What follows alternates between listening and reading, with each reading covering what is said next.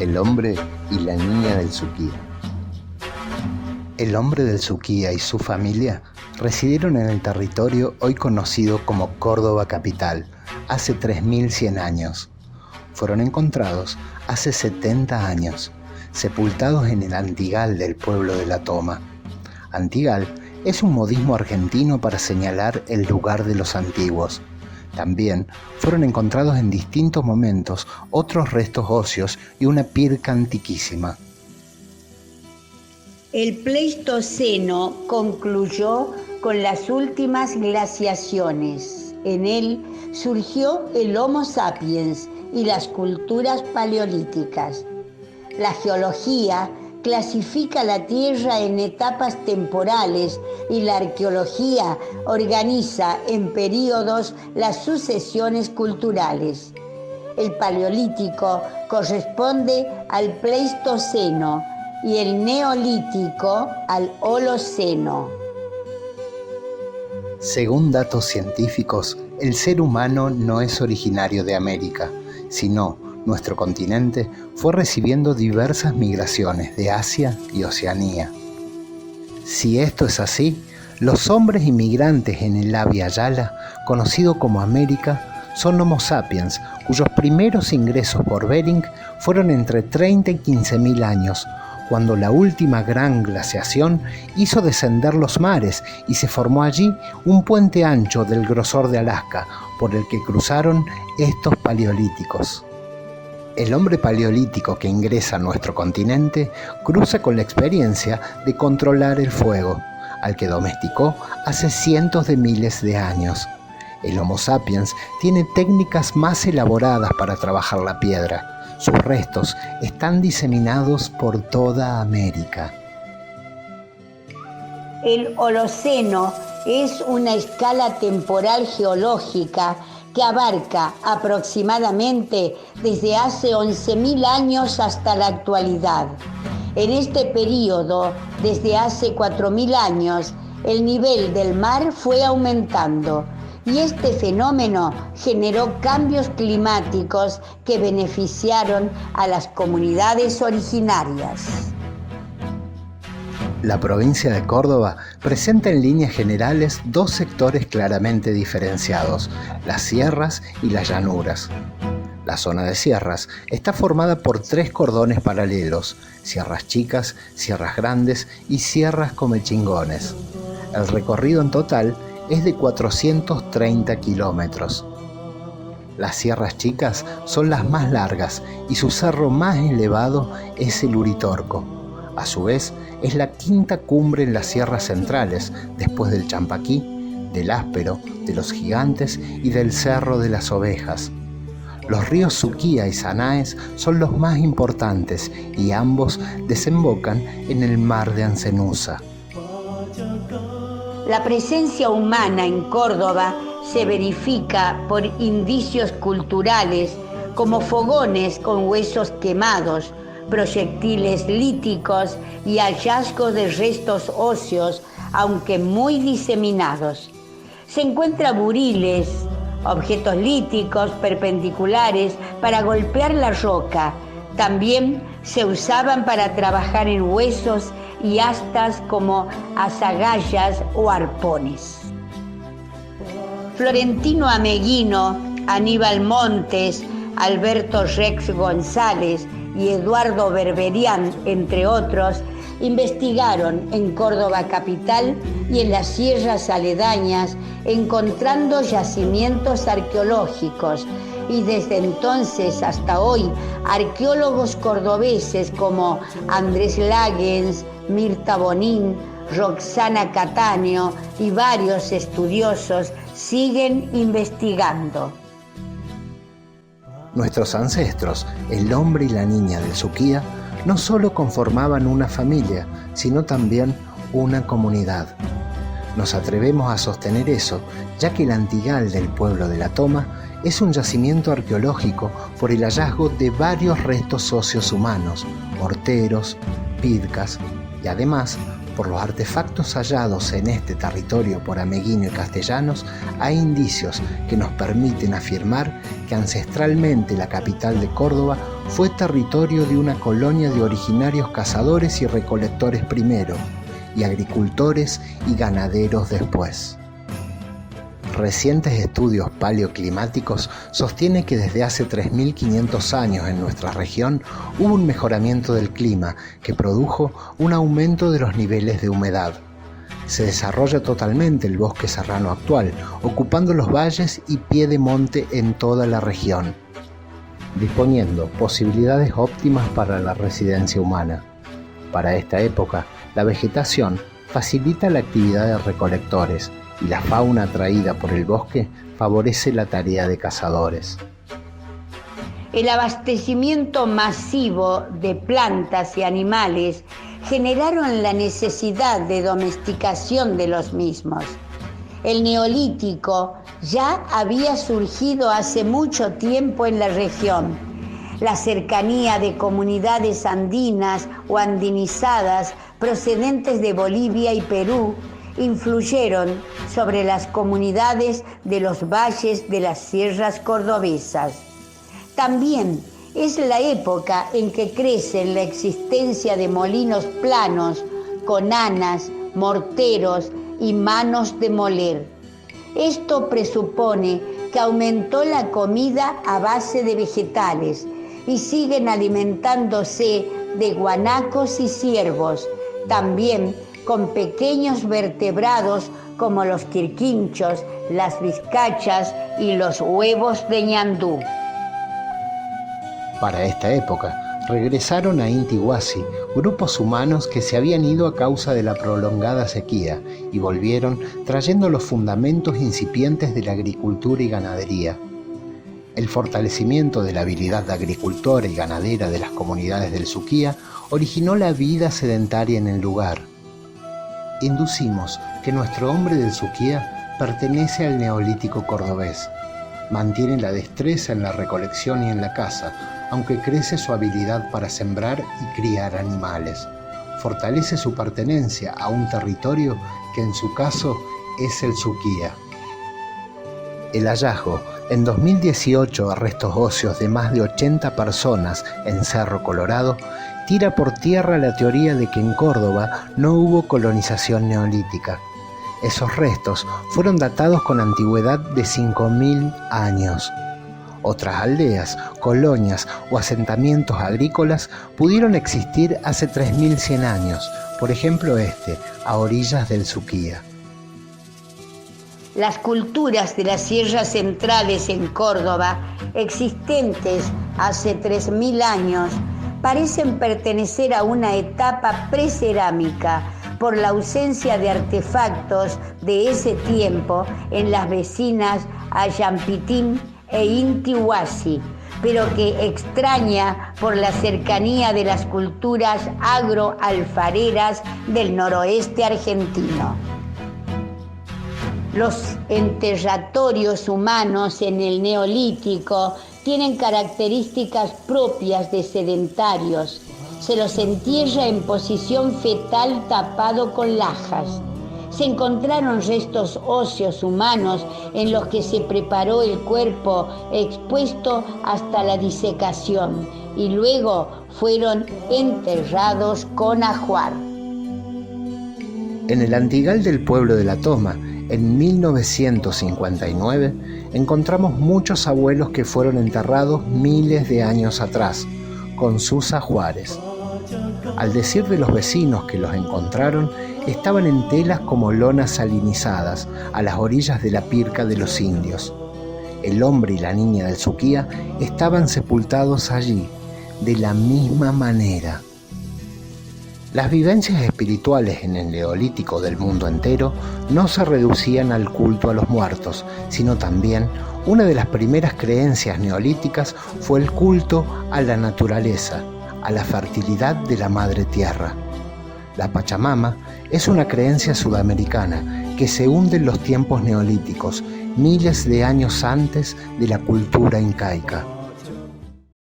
Siglo XII a.C. La dinastía Ramsés gobierna Egipto. La dinastía Zhou rige China. Nace Grecia. Faltan 350 años para la fundación de Roma y 1100 años para el nacimiento de Jesús.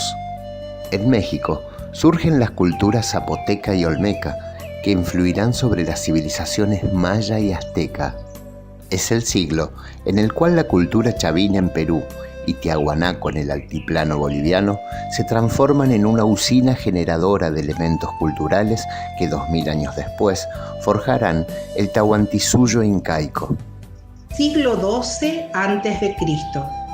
El río Suquía corre majestuoso en Quisquizacate, que dentro de 2673 años se llamará Córdoba. En sus riberas no existen ciudades y ningún dique o embalse artificial detienen sus aguas. Sus numerosos afluentes, procedentes de las sierras centrales, confluyen en él, que tiene un recorrido de 200 kilómetros hasta desembocar en el mar de Ancenusa. El Suquía, en ese entonces, tiene un cauce superior a los 300 metros. Según lo demuestran no solo testimonios orales, sino elementos arqueológicos como morteros de piedra y humedales eliminados por la moderna urbanización. En aquel tiempo, una flora y fauna abundante conformaban un paisaje distinto al que estamos acostumbrados a ver. Siglo XII a.C. Vivió esta persona a quien llamamos hombre del Suquía, cuyos huesos hemos encontrado enterrados en nuestro Antigal, y una asamblea de la comunidad decidió por unanimidad enterrar todos los restos óseos humanos que se encuentren en nuestro territorio. Desde algunos años atrás, el Centro de Investigaciones del Instituto de Culturas Aborígenes estudiaba el Antigal del pueblo de La Toma. Fue entonces cuando un vecino nos alcanzó una bolsa que contenía restos óseos. Los habían encontrado muchos años atrás. El instituto solicitó la ayuda del arqueólogo Andrés Lagens, quien sobre una mesa distribuyó con habilidad los huesos y constató que se trataba de un varón adulto y de un infante. Luego, le solicitamos a la arqueóloga Mirta Bonín la gestión de hacer datar ese material por la Universidad Nacional de La Plata, que meses después nos sorprendió con la respuesta documentada que databa el material: 3100 años. Los estudios científicos sobre los primeros pobladores del territorio de la actual ciudad de Córdoba se iniciaron con Florentino Ameghino entre 1884 y 1886, cuando el Estado desarticulaba la comunidad camechingón del pueblo de La Toma. En el oeste capitalino, y gracias a la guía de los comuneros del pueblito, investigó en los yacimientos del observatorio en los que encontró restos óseos de animales del Pleistoceno quemados y fragmentados, y 2 cuarcitas talladas, todos elementos con indicio cultural. También encontró piezas similares en el terraplén del ferrocarril malagueño. Otro científico traído por la Academia de Ciencias de Córdoba en 1930, el doctor Alfredo Castellanos, descubrió en la barranca situada entre Río Negro y de Anfunes elementos óseos de animales del Pleistoceno asociados a elementos que denotaban la presencia humana temprana en el lugar.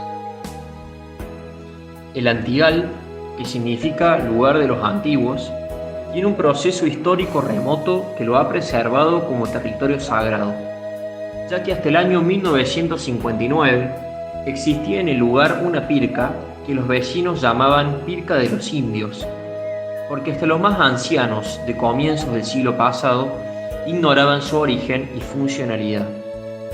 Cuando el vecindario trató con el Estado un acuerdo por el que el gobierno instalaba el servicio de agua corriente si los vecinos cavaban la zanja, estos últimos encontraron al cavar huesos humanos enterrados sobre telas que parecían arpillera y tenían sal. Los vecinos nos contaron: recogimos los huesos y los pusimos en una bolsa, los llevamos al río, rezamos y los enterramos allí. La cacica del pueblo de La Toma, Teresita Villafañe, fallecida recientemente, recordaba aquel hecho y sostenía que fueron enterrados por donde pasa la costanera. En el Antigal del pueblo de La Toma fueron encontrados restos óseos humanos, generalmente en la construcción de cámaras sépticas, pozos negros y desagües. También los vecinos relatan que a veces estaban expuestos en la superficie. Durante el siglo XX llegaban estudiantes de clínicas en busca de huesos que los comuneros les alcanzaban. Jerónimo Luis de Cabrera y Lorenzo Suárez de Figueroa, después de una exploración analítica, se dieron cuenta que el lugar era apto y óptimo para habitar. Nosotros sabemos que el hombre del Suquía había experimentado hace más de 3000 años el gozo de vivir aquí. Si Córdoba acepta su raíz originaria y se siente orgullosa de ella, entonces puede decirse que ese hombre es el primer cordobés. Esta persona fue de género masculino y medía 1,74 m. Un detalle importante: este hombre no estaba solo. Junto a él estaban enterrados los restos óseos de una criatura. El hecho de que estaban sepultados juntos supone que se trata de una relación paterno-filial, es decir, gente que hace 3100 años vivían en familia y en comunidad. El sentido común indica que cuando hay agua, flora y fauna, en un lugar para nada aislado, hubo y hay presencia humana originaria. Cuando el Neolítico había avanzado por extensas regiones de América y Argentina, recién llega a Córdoba hace 3000 años. Es decir, cuando vive esta familia en el Suquía, de manera incipiente ya se domesticaba plantas y animales. El hombre del Suquía vivía en una sociedad en la que se compartían las actividades de cazador y recolector, con la de pastor y agricultor. Las sociedades del Suquía comenzaban a convertirse en sedentarias, fortaleciendo una pertenencia territorial. Además del palo cavador para la siembra, se perfeccionan los instrumentos de caza, como el arco y la flecha. El sentimiento y praxis de territorialidad los obliga a fortalecer su estructura defensiva ante clanes de nómades y la ambición de otras sociedades sedentarias. Uno de los rasgos de la espiritualidad de los comechingones y de muchas culturas originarias es nuestra permanente relación con los antiguos, ya sea en apariciones, en sueños o presentimientos. Ellos conviven con nosotros, por eso generalmente no teníamos necrópolis, y a nuestros antepasados los sepultábamos en la casa.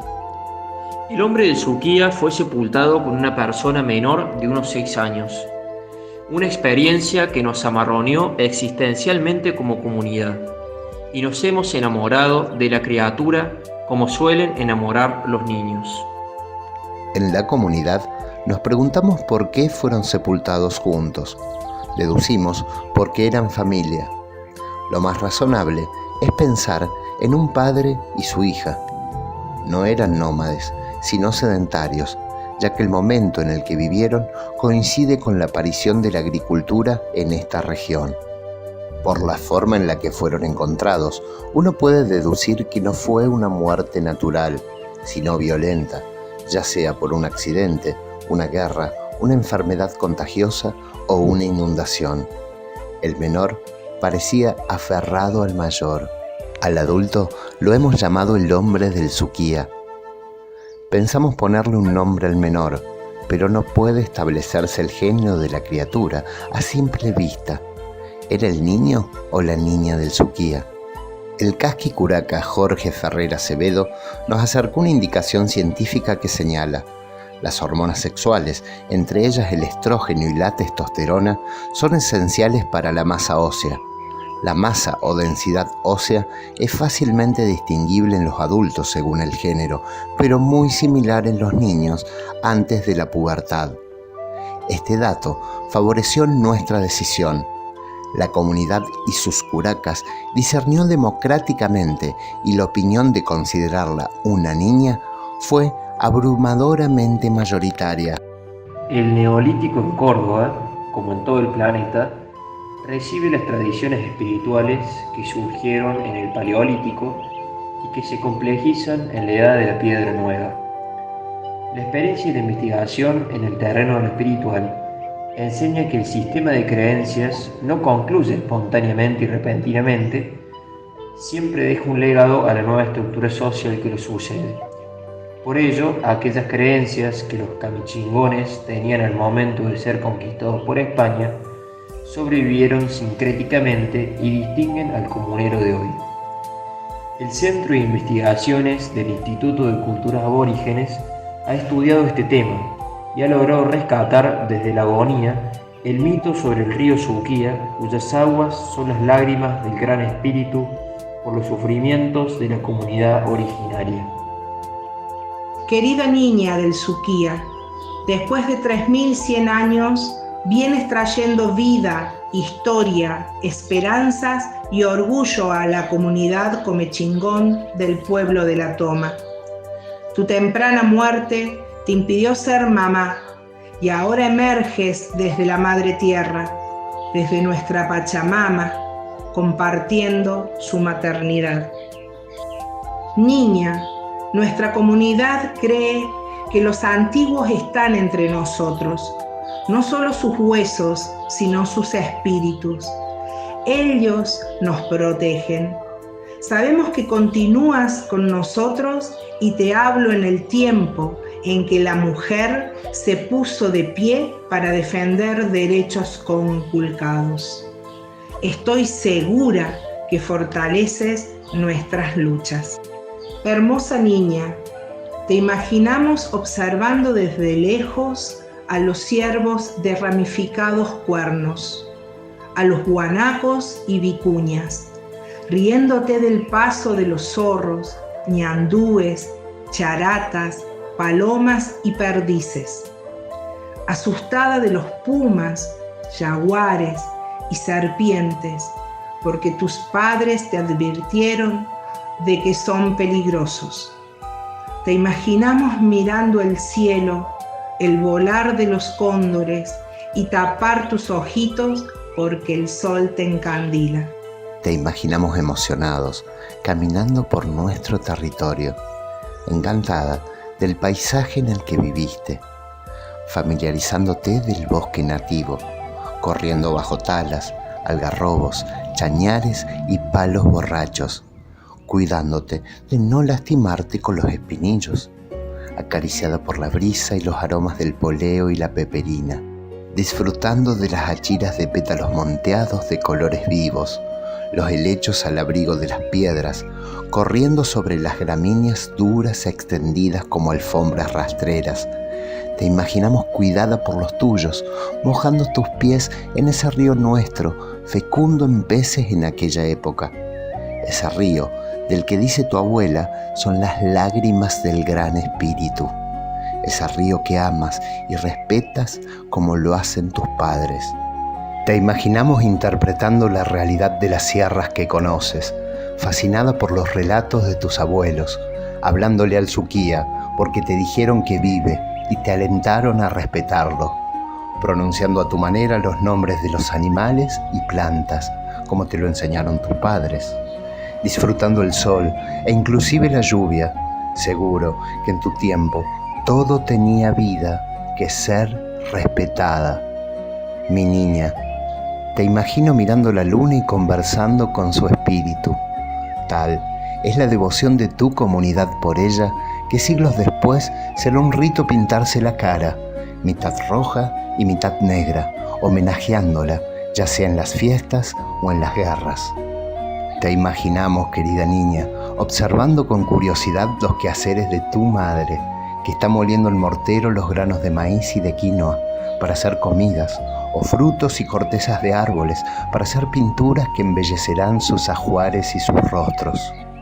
Te imaginamos, niña, salir al encuentro de tu padre para arrancar una sonrisa de sus labios y recompensarlo con caricias, pero también cuando un ruido de guerra, de tormenta o de algo te asusta, no dudas de correr hacia los brazos protectores de tu padre.